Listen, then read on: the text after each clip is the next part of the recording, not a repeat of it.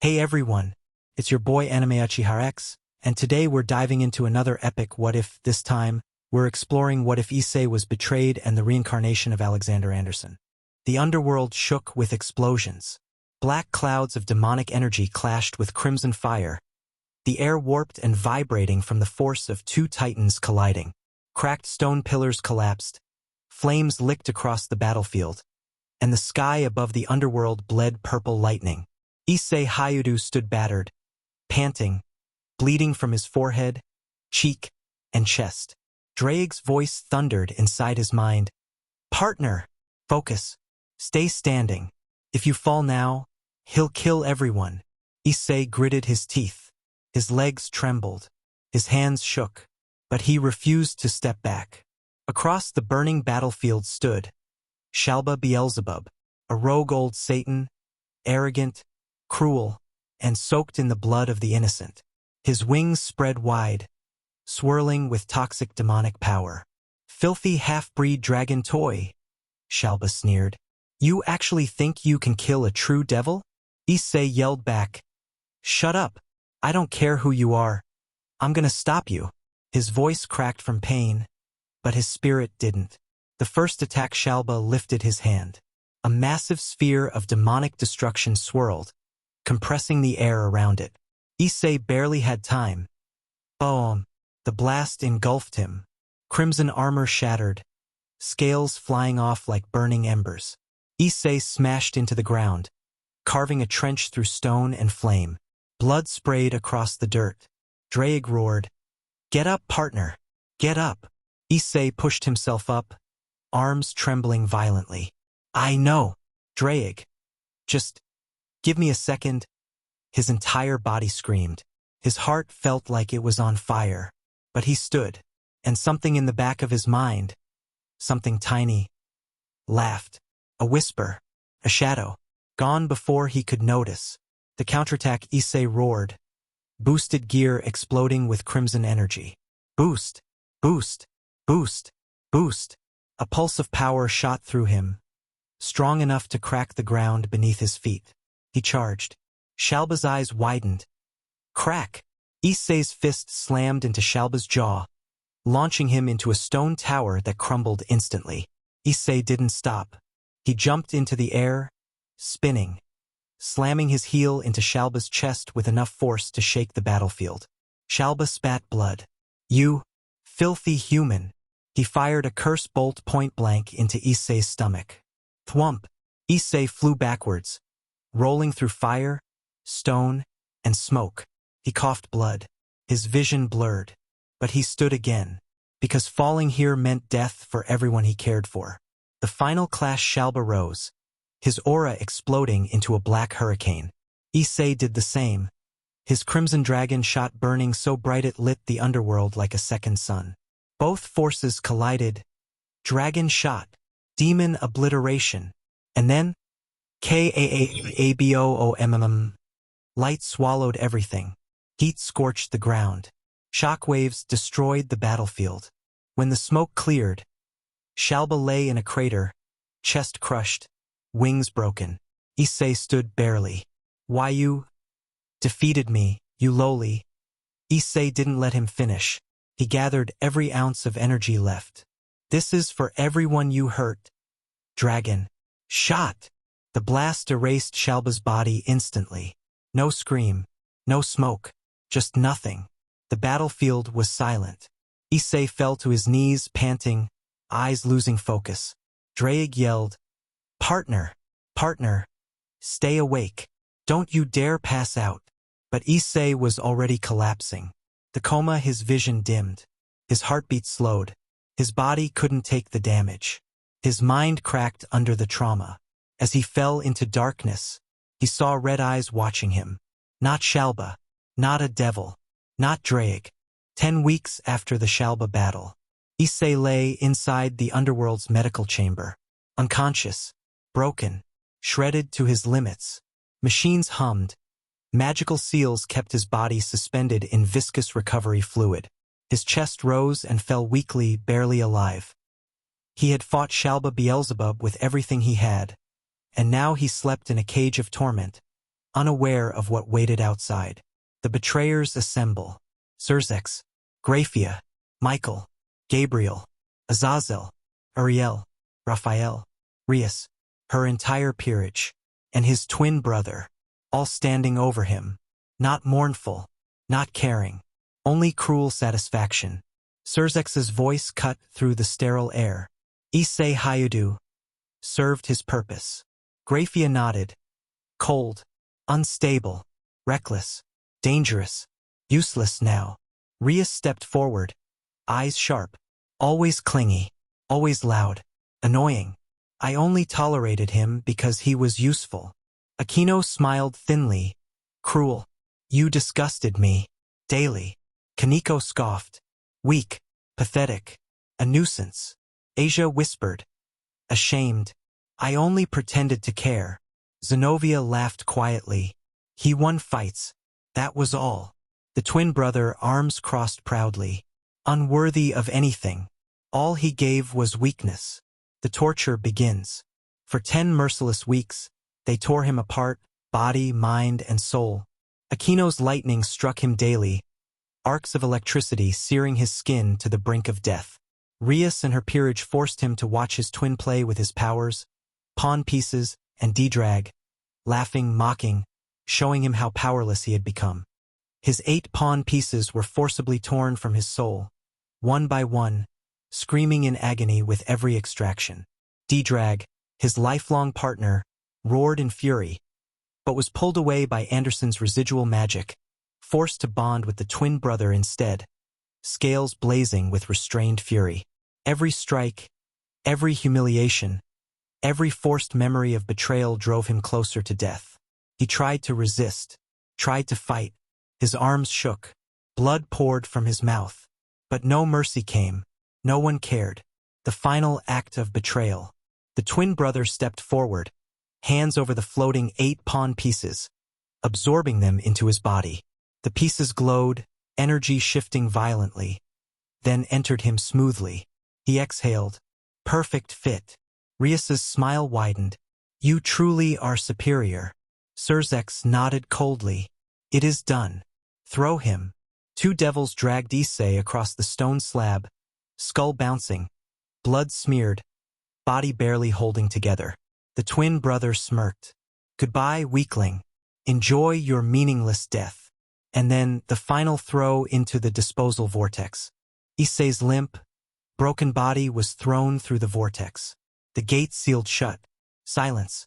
Xerxes dusted off his hands. It is done. No one argued. No one looked back. They walked away as if they had discarded trash. Issei's body materialized high above a filthy, rain-soaked alley in the human world. Falling, unmoving, already dead in their eyes. Crack. His body slammed into the concrete like a dropped corpse. Bones snapped. Blood splattered across the pavement. A thin, broken breath escaped his lips. Rain poured mercilessly, washing crimson streaks into the cracks of the alley. Cold soaked into his skin. Heavy, unforgiving. His heartbeat slowed. His vision dimmed. His consciousness fractured. Issei Hayudu was dying. Alone. Unloved. Betrayed. Abandoned. His heart stopped. A faint whisper. Rough. Feral. Human. Scraped across the edges of the darkness. So, this is how you die? There was no light. No salvation. Only pressure. Issei's blood began to boil, thick and violent, surging against flesh that should no longer move. His wounds split wider as something forced itself awake. Not gently, not mercifully. Shadows leaked from his eyes, mouth, and chest. Not mystical, not divine, but raw, ugly human hatred given form. The air trembled. The sky darkened unnaturally, clouds twisting as if disturbed by a presence that did not belong. The moon dimmed, half hidden behind the storm, as if even the heavens refused to witness this moment.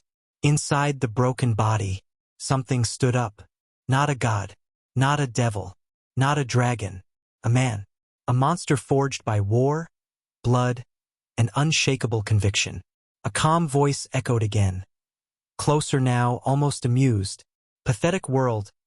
Devils, Angels, fallen. All sinners wearing different masks. Issei's fingers twitched. Bones snapped back into place with wet, grinding sounds. Muscle reknit violently. His heart slammed back to life. Not warmer, not stronger, harder. A presence pressed down on what remained of Issei's soul. Not cruel, not kind. Final. "You're finished, boy," the voice said flatly. "I'll take it from here." Issei Hayudu died in that alley. What rose was not reborn, not redeemed, not saved. What rose was Alexander Anderson, wearing Issei's body like a battlefield. Rain still fell when he finally stood. His body felt wrong at first. Too light, too young, too fragile. Alexander flexed Issei's fingers slowly, testing joints, feeling how easily this flesh could break, and how easily it could be reforged. "Sh, Japanese bodies," he muttered. "Soft, but it'll do."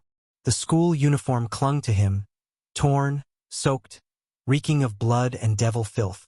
Unacceptable. He stepped out of the alley and into the city lights. The clothing store was still open, bright, warm, ignorant of what had just crawled out of the rain. The cashier froze the moment he entered. Not because of blood, because of presence. Alexander walked the aisles with calm, military purpose. No hesitation, no indecision. Black coat, heavy fabric, long enough to conceal weapons. Dark pants, boots with weight to them, something that could crush bone if needed.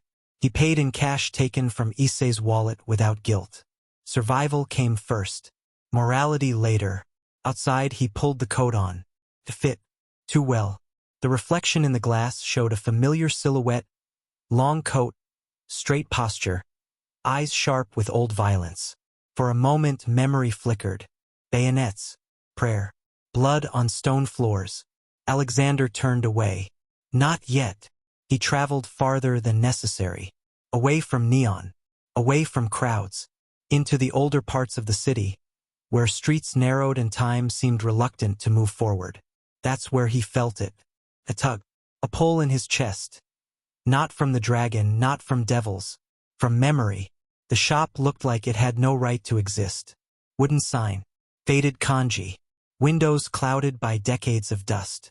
Inside, the air smelled of oil, iron, and history. An antique store. No, an armory pretending to be one. A bell rang softly as he entered. Behind the counter sat an old man. Hunched, thin, eyes half-lidded. Those eyes opened the instant Alexander stepped inside. Sharp, alert, knowing. "You're not from this era," the old man said quietly. Alexander didn't answer. He walked deeper into the shop, fingers brushing along shelves filled with rusted tools, broken blades, cracked talismans. Nothing modern, nothing clean. Then he stopped. A wooden barrel sat in the corner, half hidden beneath cloth and dust. Old, reinforced, sealed with iron bands scarred by symbols worn smooth by time. Alexander knelt. His breath slowed. His hand trembled just once. He pulled the cloth aside. Inside the barrel, steel. Long, narrow blades wrapped in old cloth, each one humming faintly, as if remembering how to drink blood. Bayonets. Not the exact ones, but close. So close it hurt. He lifted one. The weight was perfect.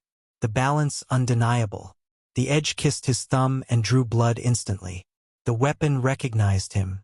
Images slammed into his mind, charging down cathedral halls. Bullets screaming past his ears. Prayers shouted through blood-filled lungs. Monsters dying screaming under holy steel. "So you found them," the old man said from behind him. Alexander didn't turn. These were forged long before devils openly walked the world. Tools for men who hunted what should not exist. He stood slowly, bayonets in hand. "They'll do." The old man smiled faintly. "I thought so." Alexander slid the blades beneath his coat, the familiar weight settling against his spine like an old friend's hand. For the first time since awakening, his lips curled. Not into a smile, but into readiness. "Good," he murmured. "Now." Outside, thunder rolled. Let's see what kind of monsters this world has left. The night accepted him. The rain had stopped, but the streets still glistened, reflecting city lights like fractured halos.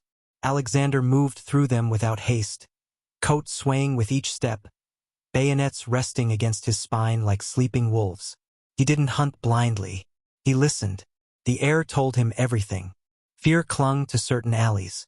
Desperation pooled in others. And somewhere foul, oily, wrong. Sin curdled thick enough to taste. There. A scream cut short. Alexander turned.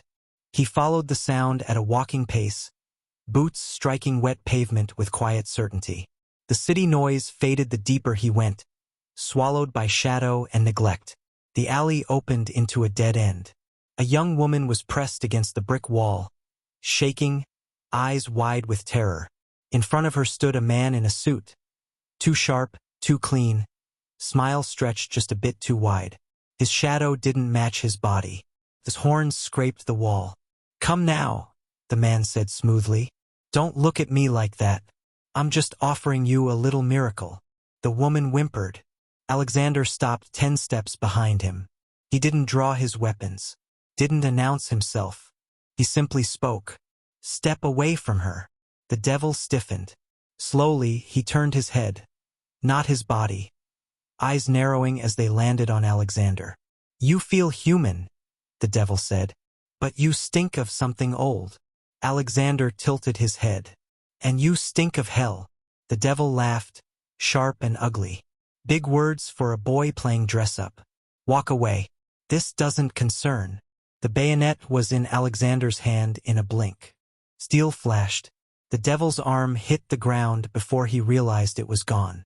A scream tore out of him, no longer human, voice cracking into something guttural and inhuman as black blood sprayed across the alley.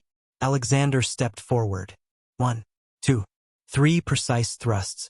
The bayonet punched through the devil's knee, shoulder, and throat in a perfect line, pinning him to the wall like a specimen. The glamour shattered. Horns burst from his skull. Skin split, revealing scales beneath. Wings twitched uselessly as the devil choked on his own blood. Alexander leaned in close, eyes cold, unwavering. "So," he said calmly, "this is what passes for monsters now." The devil thrashed. "Why you don't know what you're doing? I serve." The blade twisted. Holy light ignited along the steel. Not bright, not blinding, judgmental. The alley filled with the sound of flesh burning from the inside out. The devil screamed until there was nothing left of his voice to scream with. When Alexander pulled the bayonet free, the body collapsed into ash, scattered by a passing breeze like it had never existed. Silence returned. The woman stared, frozen. Alexander turned to her. "Run," he said simply. She didn't need to be told twice. Her footsteps faded. Alexander wiped the blade on his coat without care and slid it back into place. Somewhere deep inside this body, something stirred. A presence,